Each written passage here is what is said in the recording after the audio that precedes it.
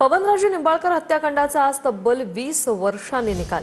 माजी मंत्री डॉक्टर पद्मसिंह पाटील यांच्यासह 9 जणांवर आरोप आहेत। आरोपींना हजर राहण्याचे आदेश देण्यात आले। सर्व 9 आरोपी सध्या जामिनावर बाहेर आहेत।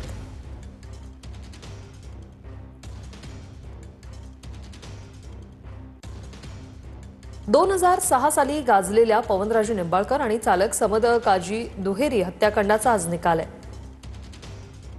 हत्याकांडातील माफीचा साक्षीदार पारसमल जैनला 14 वर्षांनी तर 2 आरोपींना 16 वर्षांनी जामीन मिळाला। माजी गृहमंत्री माजी खासदार डॉक्टर पद्मसिंह पाटलांसह 9 जण यात आरोपी आहेत। पद्मसिंह पाटील, सतीश मंदाडे, मोहन शुक्ला यांनी कट रचत 25 लाखांची सुपारी देत हत्या केल्याचा ठपका सीबीआयने ठेवला। सुनावणी दरम्यान ज्येष्ठ समाजसेवक अण्णा हजारेंसह 128 साक्षीदार तपासण्यात आले होते।